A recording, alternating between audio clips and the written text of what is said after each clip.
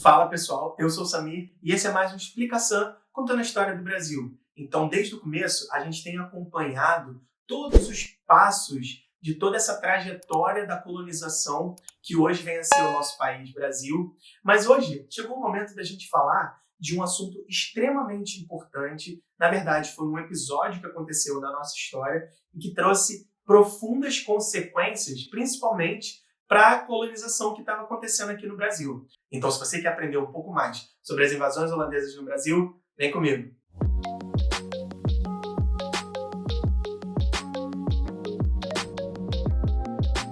Galera, para a gente conseguir entender como foram as invasões holandesas aqui no Brasil, primeiro a gente tem que rebobinar um pouco a fita. Olha aí, professor, denunciando a idade. E, na verdade, fazer uma viagem no tempo e no espaço para um pouco antes, na Idade Média, na verdade, ainda, lá o que estava acontecendo na Europa.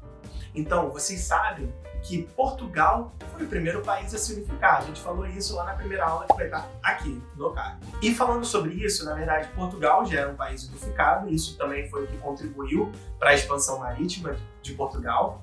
E a Espanha era um país que teve uma unificação um pouco mais tarde do que Portugal. Na verdade, ainda no século XV, era dividido em dois reinos, de Aragão e Castela, e só com o casamento dos reis católicos foi que a Espanha se unificou em um único país. Mas vocês sabem que eles são muito próximos e os dois ficam lá na Península Ibérica, certo? Então guarda essa informação. Um outro detalhe que a gente precisa relembrar é em questão às cruzadas que aconteciam dos cristãos europeus à Terra Santa, ao Oriente.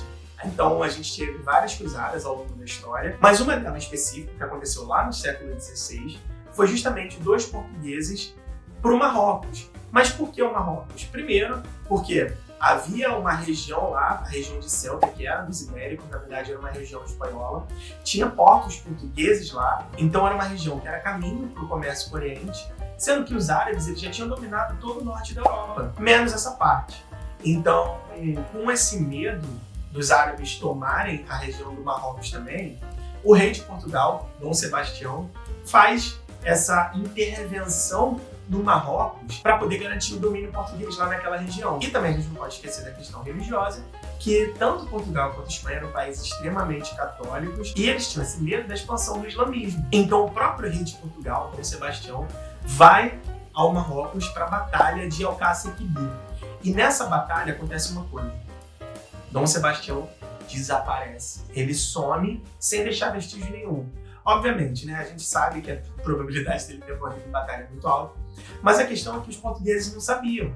Então, surge-se um mito em relação ao Dom Sebastião. O que será que aconteceu ao rei? Eles se perguntavam. E aí só tem um pequeno porém. Dom Sebastião, ele era muito jovem e ele morreu sem deixar herdeiros. E como ele morreu sem deixar herdeiros, começa então uma crise dinástica em Portugal. Quem iria substituir Dom Sebastião na coroa? Então, a primeira pessoa na linha dinástica era o Dom Henrique, que era tio de Dom Sebastião. Só que Dom Henrique, ele era um cardeal, ou seja, não podia ter filhos, ele também já estava numa idade bastante avançada. E depois de várias tretas que a gente nem precisa entrar aqui, o próximo da linha de sucessão era o Filipe II, rei da Espanha, e que era tio de Dom Sebastião. Então, Filipe II acaba assumindo o trono e acaba dominando Portugal também. E essa união entre esses dois países é o que a gente chama de União Ibérica. Guarda essa informação, que essa informação é extremamente importante para a gente entender a aula de hoje. Eu sei que tá parecendo que eu tô dando uma grande volta, mas vocês vão entender onde eu quero chegar. A União Ibérica ela começa em 1580 e vai até 1640. São 60 anos de dominação espanhola em cima de Portugal e, obviamente, também em cima das colônias. Só que Filipe II ele foi muito esperto. Filipe II ele fez uma coisa que era uma estratégia administrativa dele, que ele deixou Portugal, ele não interferiu na gestão administrativa de Portugal. E aí, com isso, ele contou com o apoio dos próprios portugueses para governar a área. Agora, Samir, por que você está falando tanto de Portugal e Espanha se a gente está querendo falar aqui sobre as invasões holandesas? E agora a gente vai falar um pouco sobre a Holanda. Por quê? A Holanda eram vários reinos separados, na verdade, que estavam sob o domínio da Espanha há mais de 200 anos. Isso porque os reis da Holanda eram da linhagem dos Habsburgos, da linhagem espanhola dos Habsburgos, tá? Então, a Holanda ela já estava há bastante tempo tentando a sua independência em relação à Espanha. Então essa treta já estava acontecendo há bastante tempo. E além disso, a Espanha ela também estava com guerra com a França, principalmente por questões de território, de fronteira. Você sabe que a França faz fronteira com a Espanha, então ela estava em guerra também. Então a Espanha estava bem treteira na época. E lembram que nessa época, por volta de 1580, o ciclo do açúcar ele estava no auge aqui no Brasil. E os portugueses eles eram extremamente hábeis na produção do açúcar, mas eles não tinham uma boa marinha para fazer o transporte. E quem fazia justamente esse transporte? Os holandeses, que estavam em guerra com a Espanha. E o que Filipe II fez a partir do momento que ele assume a coroa portuguesa? Ele, sabendo que os portugueses dependiam do transporte dos holandeses, ele foi e bloqueou todos os portos para os holandeses. Ele não, na verdade, obviamente, ele proibiu o comércio da colônia com a Holanda. E, obviamente, a Holanda não ia deixar isso barato. E o que os holandeses fizeram? Eles invadiram a Bahia. Porque a capital, na época, da colônia era Salvador. Então, o que eles queriam era domínio, né, da colônia. Então, eles invadiram a Bahia. E vocês acham que isso deu certo? Não. A resistência portuguesa ela foi bastante grande. E os holandeses não conseguiram invadir a Bahia. E eles voltaram para a Europa. E aí, nesse meio tempo, os holandeses, como eles eram muito espertos, eles começaram a estudar os portugueses. E, cara, passou-se 5 anos. Obviamente, nesses 5 anos, os portugueses começaram a baixar a guarda, principalmente em regiões mais afastadas da capital.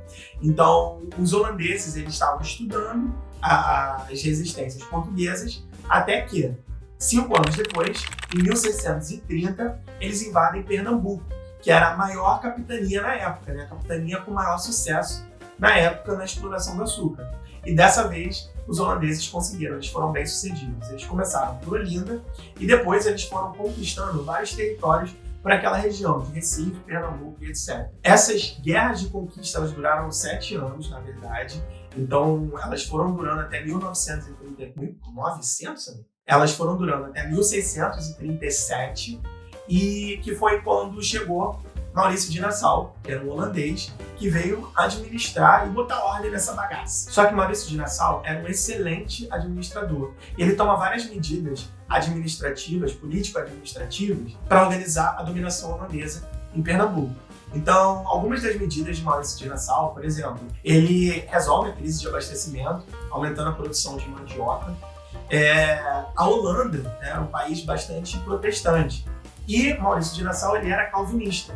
Só que ele, sabendo que a maior parte da população aqui era católica, ele dá liberdade de culto aos católicos, então ele acaba contando com o apoio da população também. E além disso, ele também favorece a cultura, favorecendo a vinda de vários artistas da Europa para cá, entre várias outras medidas tomadas por ele. Só que, como nem tudo são flores, depois de algumas tretas que ele tinha com a Companhia das Índias, você lembra que a Companhia das Índias era o braço comercial da Holanda, e Maurício de Nassau, depois de algumas tretas que ele tinha com a Companhia das Índias, teve que voltar para a Holanda. A partir do momento que Maurício de Nassau sai, começam as guerras de reconquista, né, dos portugueses em relação aos holandeses aqui. E essas guerras elas duram de 1645 a 1654.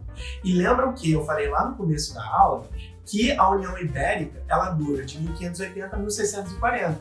Então, nessa época, Portugal já era independente da Espanha, então os próprios portugueses que lideraram as forças de expulsão dos holandeses do Brasil. Em 1654, os portugueses conseguem expulsá-los e a gente precisa falar sobre algumas consequências que a presença dos holandeses aqui no Brasil trouxeram para a colônia.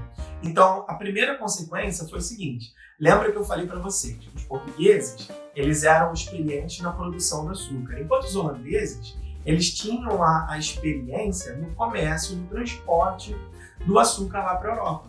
Só que, enquanto os holandeses estavam aqui, eles estavam aprendendo. Então, eles acabaram aprendendo também todas as técnicas de produção, de plantio da cana-de-açúcar e refinamento. E com isso, eles invadem as Antilhas e começam a produzir o açúcar lá. Esse açúcar das Antilhas acaba virando uma concorrência grande para o açúcar brasileiro, e isso acaba prejudicando muito a economia açucareira. Por quê? Os portugueses tinham um monopólio do açúcar.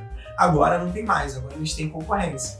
Além disso, até na própria Europa, o próprio consumo do açúcar vindo da cana estava em decadência, em declínio.